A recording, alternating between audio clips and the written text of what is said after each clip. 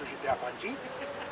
En mécanique? En mécanique, oui, j'étais mécanicien, j'ai arrêté pour des problèmes de santé, de mécanique confondu.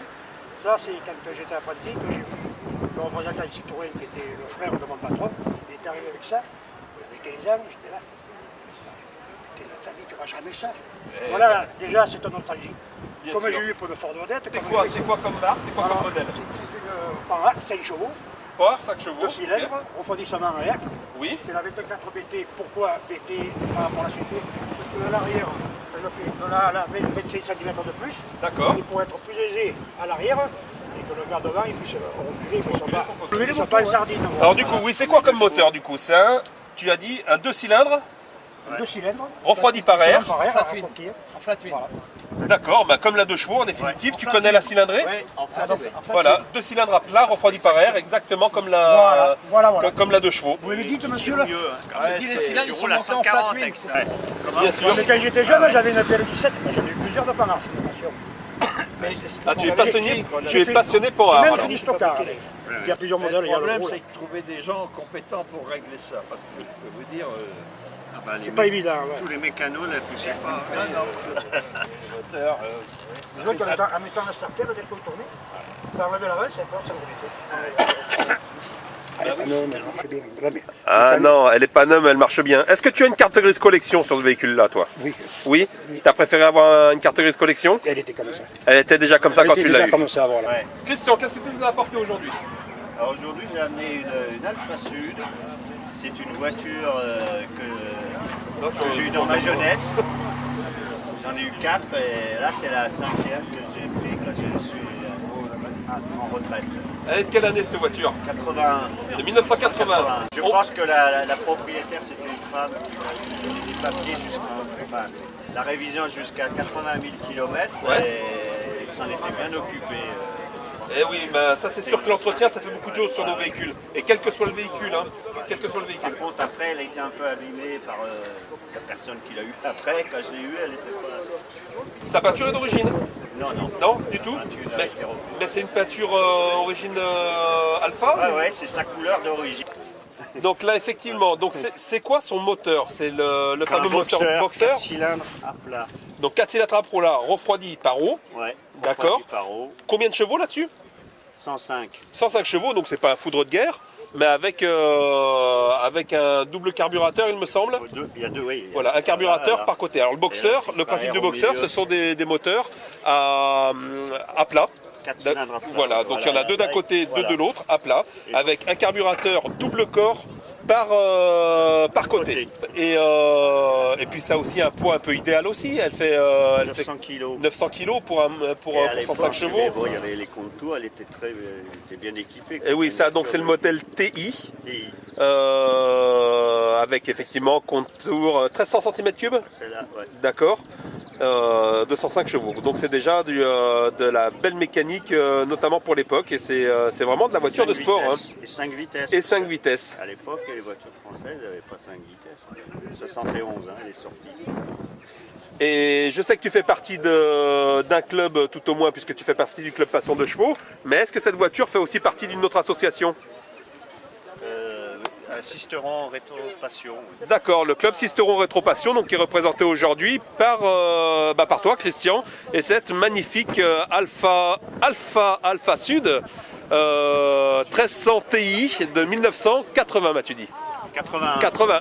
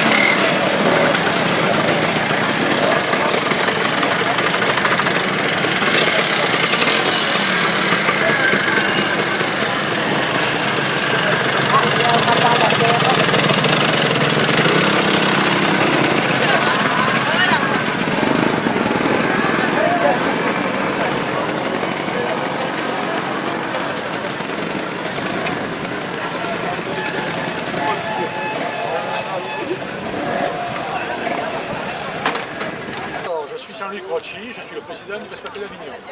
Le Vespa Club avignonnais. Alors le Vespa aujourd'hui est venu en nombre, vous êtes combien? Là, on est à peu près une cinquantaine de personnes. Une cinquantaine de personnes. Une quarantaine de Vespa à peu près. Voilà, une quarantaine de Vespa, parce que les Vespa peuvent aussi être en tandem. Des Vespa. Est-ce que tu peux nous dire un petit peu le début de la Vespa? Jusqu'à quand? C'est fin 40, 46. Ouais. 46. Jusqu'à 2000. C'est pas grave. 2000. Je crois que les derniers ont fabriqué. Ils sont fabriqués encore, mais c'est des automatiques. D'accord. La marque Vespa existe encore, est toujours produite. Elle a été produite dans plusieurs pays, il me semble. Oui, voilà. Avec des marques différentes. En France, c'était Acma. Acma, oui. À Fourchambault. Et donc, ça a été fabriqué jusqu'en 59. Jusqu'en 59 en France. Oui. Évidemment, Vespa est une marque italienne à la base. Fabriqué sous licence dans différents pays. En Espagne, en Allemagne, en Angleterre et en France. D'accord. Et du coup, là, vous avez un panel représentatif d'un petit peu tout ce qui peut se voir. Oui. Il n'y a pas trop d'anciennes parce que bon, c'est une sortie où on roule pas mal. Quoi. Ouais. Là, il y a 15 jours, on en a fait une avec les 8 pouces, donc les premières Vespa. Avec les petites roues. D'accord. Vous avez les 8 pouces et les 10 pouces, donc voilà. Entre les plus anciennes et les plus récentes. 8 pouces, 10 pouces, et il y a les plus récentes qui sont en 12. Que tu puisses me parler maintenant un petit peu du Vespa Club avignonnais. Votre club recense des propriétaires de Vespa et de dérivés. Est-ce que vous êtes aussi un peu dans la Lambretta ou pas? Oui, bien sûr. Oui, ça c'est... donc il n'y a pas de barrière à avoir des adhérents, que ce soit des gens qui sont avec des Vespa très récents ou des Vespa très anciens. On a des Vespa en boîte manuelle et des Vespa automatiques. On peut avoir des Lambretta avec... moi je possède aussi un motoconfort 4 ans, Oui. des véhicules un petit peu qui sont un peu de la norme. Quoi. Donc il y a un petit peu de tout. Il y a un petit peu de Alors, tout. on commence avec des Vespa qui sont des années de 50 jusqu'à nos jours. D'accord. Ok, et votre club, j'imagine que c'est des sorties puisque vous en faites partie aujourd'hui. Quel est le principe de votre association en fait? On fait à peu près une dizaine de sorties par an. D'accord. Voilà. Et après, on fait des sorties d'autres clubs aussi. On peut aller. Là, cette année, on va faire la Bourgogne. D'accord, vous allez Là, faire on a des la tournée des caves? Oui, bien sûr. Bien sûr. Monter aussi. Ah, il y a bientôt une réélection ou... Donc, cette année aussi, on va dans le Jura aussi. Donc, on fait pas mal de sorties hors club. Lorsque vous partez comme ça aussi loin, vous y allez directement en Vespa ou vous y allez avec des fourgons qui portent... Très loin, on y va en scoot. Quand c'est un petit peu plus loin, on a des fourgons et des remorques. Des fourgons, des remorques, ce qui peut s'entendre parce que c'est vrai que ça reste un deux roues, sujet au vent. Sujet à panne aussi. Sujet à... Ça, c'est bon. Puisque ça existe encore aujourd'hui, il y a une conception à la base qui devait être quand même tout à fait fiable. Si on fait un parallèle avec la 2 chevaux, il est clair qu'il peut y avoir des pannes, mais tellement bien réalisé et bien pensé qu'en définitive, quand le véhicule est entretenu, en principe, il ne devrait pas y avoir de soucis. Après, voilà, à partir du moment où vous entretenez vous-même vos véhicules, voilà, vous trouvez suffisamment de pièces détachées pour tous les modèles. Parce que c'est comme pour les 2 chevaux, on trouve tout ce qui est possible. Toutes les pièces sont à fabriquer. D'accord, d'accord. Eh bien parfait, je vous remercie d'être ici aujourd'hui et profitez bien de votre balade.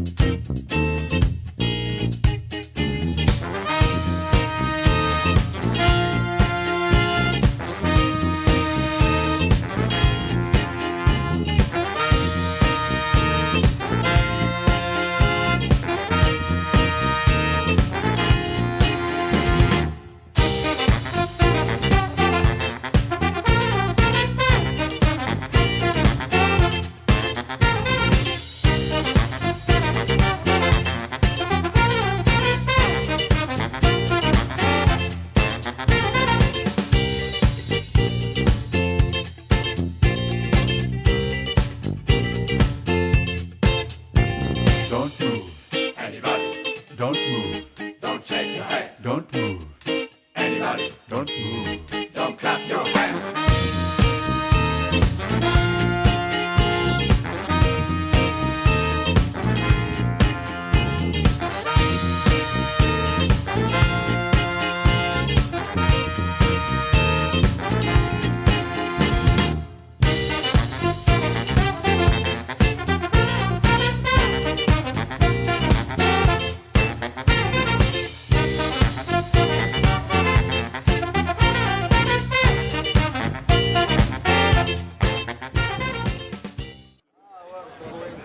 Eh bien bonjour, alors du coup, tu es venu aujourd'hui sur la rencontre de véhicules populaires avec des véhicules un peu particuliers. Qu'est-ce que tu peux m'en dire? C'est des voitures Matisse. Matisse, Il a fabriqué des voitures des années 12 à 35. de 12 à 35, c'est pas très long dans le temps, mais c'est suffisamment ancien. C'était associé à Ford. Là, on va dire que Ford, il a un peu mal le Matisse. Il a fait disparaître un peu volontairement ou Il pas? a fait des maths Ford après, on va dire, pendant quelques années. Et ça, c'est un modèle de 1934. C'est un modèle unique en recensé. Donc modèle unique recensé par le club de 1934. Et tu m'as dit que les derniers modèles, c'est quelle année? 35. 35. Donc c'est vraiment une des plus récentes, si je puis dire, Matisse qui puisse exister aujourd'hui, et une des seules Voilà, de ce modèle-là. de ce modèle-là. Alors qu'est-ce qu'il a de particulier ce modèle, puisque c'est une seule de ce modèle? C'est quel modèle exactement? C'est le modèle FO4. SO4. Voilà, D'accord. FO4. Qui avait quelle particularité? Eh bien, particulier, c'est un 4 cylindres qu'ils avaient fabriqué. Et normalement, c'était des plus petits modèles. Ils ont fait une grosse berline avec ce modèle-là. D'accord, une grosse berline, c'est du 4 cylindres en ligne, En ligne, refroidi par eau, par eau, D'accord. par eau, 12 chevaux. 12 chevaux. D'accord. Comment on fait pour retrouver les pièces? Alors joint de culasse, j'imagine qu'on les fait sur mesure avec Donc, de... le joint de culasse, j'ai trouvé que c'était le joint de culasse de Ford A. A. D'accord. Là-dessus. Vous faites partie d'un club, d'une association? D'accord, le club 1900-2000 qui est là aujourd'hui en nombre, et depuis donc 30 ans? Voilà. D'accord, très bien. Merci beaucoup. Si vous voulez voir la photo dans l'état où je l'ai récupéré, Alors je vais même le filmer ça, hein? voilà. Ah mais c'est même pas... Oui, c'est même pas de la récupération là, c'est une épave. Voilà, c'est une épave que j'ai refait tout le bois en frêne et que l'année dernière, ma fille voulait venir dans les Vosges Oui. et je l'ai menée dans les Vosges avec une autre Matisse que j'ai torpedo et on est monté là-haut. Alors là, donc c'est une autre Matisse qui date de quelle époque? Elle est de 31. Donc de 31, encore une récente pour Matisse du coup. Voilà. D'accord. Et là, motorisation beaucoup plus petite Voilà. pour un C'est petit... un 7 chevaux de 1100 et quelques. D'accord. Concrètement, puisque vous vous refaites de la voiture, c'est votre passion, c'est votre métier, c'est quoi? Non, j'étais plombier chauffagiste. D'accord, donc en tant que plombier chauffagiste, on sait tout faire apparemment, Voilà. parce que c'est vrai que l'intérieur en noyer, vous m'avez dit, Voilà, noyer. est particulièrement réussi, soigné, Avec des lits de famille. de la récup. Ouais, de la récup des lits de famille que j'ai fait le tableau de bord. Et vous vous êtes basé sur des photos d'époque pour Non. essayer de... Non, du Dans tout. la tête. Dans la tête. C'est pas mal réussi, dites-moi. Et là, on s'est recensé le nombre de ce type de véhicule? Bien cela, on va dire au club Matisse, il y en a 1500 de recensés. de Matisse. 1500 de Elles sont recensés pas en tout- tout elles de sont pas- Matisse. Elles ne sont pas toutes roulantes. De roulantes, il n'y en aurait que 600. Alors, cette année, on va aller faire le rassemblement international à Brive-la-Gaillarde. Et en 2020, je l'organise moi-même sur Lumière. D'accord, et c'est un rassemblement international Il y a de Matisse. que des Matisse. C'était le 4e constructeur français de l'époque. Donc avec Citroën, Citroën, Renault, Peugeot et et Matisse. Matisse. Alors on a un modèle très particulier aujourd'hui et pour cette année, puisque ce sont les 100 ans de Citroën. Et Citroën, il y a 100 ans, a sorti la Type A 1919. Et la voici. Alors, Citroën, à ce que j'en sache, il est allé aux États-Unis. Il a vu Ford, la Ford T. Il a compris le principe de la Ford T. à la chaîne. de les monter à la chaîne et d'en faire un véhicule populaire, un véhicule de grande diffusion. Et il l'a fait en France en 1919 avec ce modèle-là, la Citroën Type A de 1919. Et en voilà une aujourd'hui. Alors, très bel hommage pour Citroën et très bel hommage pour notre manifestation aujourd'hui, parce qu'effectivement, un véhicule pouvait être populaire et de grande diffusion. Et je vous en remercie de nous l'avoir apporté. Elle est effectivement 19, celle-ci. Mais 19, je sais qu'il a commencé de 0 à 28 000, celle-là, c'est une 10 000. C'est une des premières. Un modèle, j'ai envie de dire, historique pour Citroën évidemment, mais historique pour toute notre culture, notre patrimoine roulant et notre culture française. La Type A de 1919. Merci.